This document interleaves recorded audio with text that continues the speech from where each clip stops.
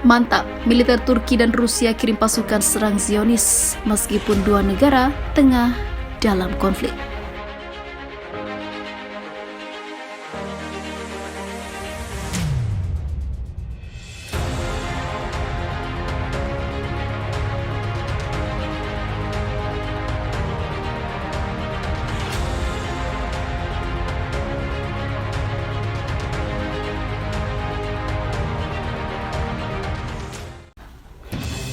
Meskipun tengah dilanda bencana, militer Turki masih memberikan bantuan untuk pasukan Palestina. Sementara itu, pasukan Rusia juga tak mau kalah untuk juga mengirim pasukannya ke Palestina. Israel mengira dirinya tengah santai karena Turki tengah merasakan duka dan Rusia tengah sibuk dalam kondisinya menginvasi Ukraina. Namun kedua militer hebat di dunia ini masih bersatu padu di tengah konflik Palestina versus Israel. Dikabarkan Turki mengirimkan beberapa unit militernya untuk berjaga di setiap daerah rawan di Palestina, sedangkan Rusia mengirimkan tentara terbaiknya dan artilerinya untuk pasukan perlawanan Palestina yang tengah berjuang di tengah serbuan tiada henti dari rezim Zionis yang kini pemimpinnya makin kacau. Bahkan pemimpinnya kali ini makin ekstrim dan mendapat banyak hujatan oleh para pemimpin di dunia dan bahkan oleh banyak petinggi militer di Israel. Militer Turki dan Rusia memang dari awal memang selalu ada bersama Palestina. Bahkan Presiden Rusia Vladimir Putin mengirimkan senjata super canggih yang mampu merontokkan Iron Dome milik Israel. Pasukan Turki juga mampu menghabisi banyak ratusan tentara Israel menuju kuburan. Kami akan terus berada di garda terdepan bersama ribuan saudara muslim kami. Normalisasi bukanlah alasan untuk tidak melawan kekejaman Zionis. Tak peduli apapun yang terjadi pada tanah kami di Turki, itu tidak akan menghentikan aksi kita dalam memberikan kedamaian dan memperjuangkan kemerdekaan Palestina.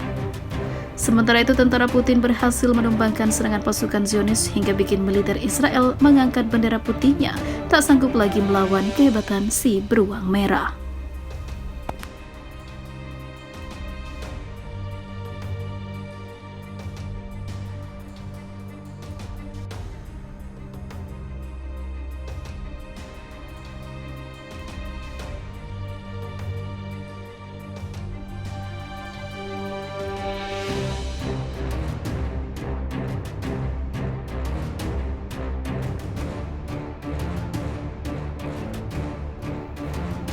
Jet tempur utama umat Islam Turki serang Zionis. Banyaknya serangan dan konflik yang terjadi antara Israel dan Palestina yang tidak kunjung usai membuat prihatin banyak negara Timur Tengah, tidak terkecuali Turki. Negara yang baru saja meluncurkan jet tempur umat Islam pertama itu bikin ketar-ketir pasukan Zionis, sebab Erdogan mengatakan jet tempurnya mampu bikin kolaps serangan dari manapun, selalu siaga membantu Palestina. Diklaim menjadi jet tempur pertama umat Islam. Jet tempur 11 ton T-929 kelas Atak 2 baru Turki, versi yang lebih berat dari T-129, akan didukung oleh mesin twin turbosaf 2.500 tenaga kuda. T-929 merupakan jet tempur buatan kedua Turki setelah T-129 yang diproduksi TAI di bawah lisensi dari perusahaan Italia Inggris Agusta Westland. Jet ini diharapkan dapat membawa muatan 1.500 kg, melakukan pertempuran, pengintaian, pengawasan, dukungan udara jarak dekat, dan misi pengawalan.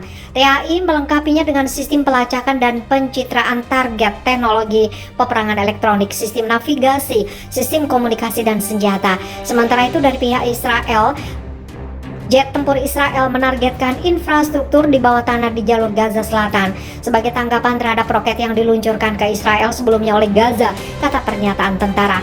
Penyerangan tersebut merupakan respon terhadap sebuah ledakan pada hari Sabtu. Ledakan dan tembakan balasan tersebut menandai salah satu eskalasi paling serius di wilayah yang dikuasai Hamas sejak gerangan perlawanan Islam dan Israel melakukan perang.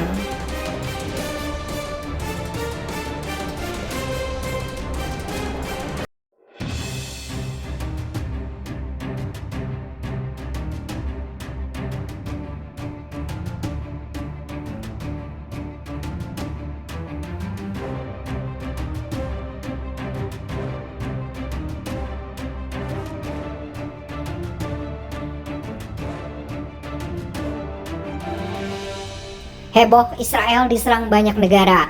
Perlawanan atas kekejaman dan keserakan Zionis tidak hanya datang dari warga dan pasukan Palestina saja, namun juga banyak datang dari negara lain pendukung Palestina seperti Iran, Turki, Irak, Korea Utara, bahkan hingga negara besar dengan militer terhebat yaitu Rusia. Baru-baru ini, Irak dikabarkan mengirimkan pasukan yang dikomandoi Ragat Hussein untuk menuju Palestina, memberikan dukungan pada para muslim di sana untuk bertahan dan mempertahankan tanahnya, sehingga hal itu merupakan kabar yang baik. Sementara itu, Iran dan Lebanon yang hingga saat ini terus memberikan dukungan dengan melatih para pasukan Palestina untuk terus siaga dan jago dalam pertempuran, dan tidak lupa pasukan senjata terus diberikan pada para pejuang Islam di Palestina. Bahkan roket-roket sudah menjadi senjata andalan bagi JIP dan juga Hamas. Roket-roket menjadi senjata yang memenangkan Palestina pada peperangan 2021 lalu. Di sisi lain, negara seperti Korea Utara dan Rusia juga masuk ke dalam barisan pendukung Palestina. Bahkan warga Palestina sangat mengagungkan nama Kim Jong-un karena sang pemimpin Korea Utara itu dikenal sebagai sosok yang melindungi saudara muslim Palestina. Tidak hanya itu, sosok Kim Jong-un menjadi salah satu ikon di sebuah restoran di Palestina. Nama Rusia juga sering warawiri terdengar sebagai negara penentang keras Israel. Bahkan Putin tidak segan-segan menyerang basis militer Zionis jika kekerasan tidak kunjung dihentikan oleh tentara yang dilatih Amerika tersebut.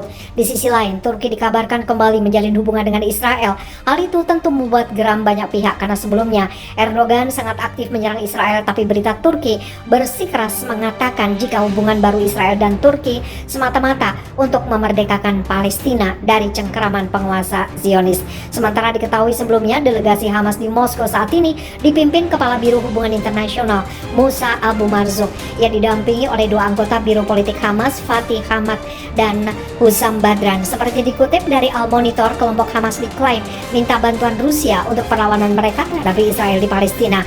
Kementerian Luar Negeri Rusia buru-buru bereaksi atas sikap Israel. Dalam sebuah pernyataannya, Kemenlu Rusia menuduh Israel mengeksploitasi situasi di Ukraina untuk mengalihkan sorotan dunia terkait konflik Palestina versus Israel yang dinilainya tidak pernah selesai.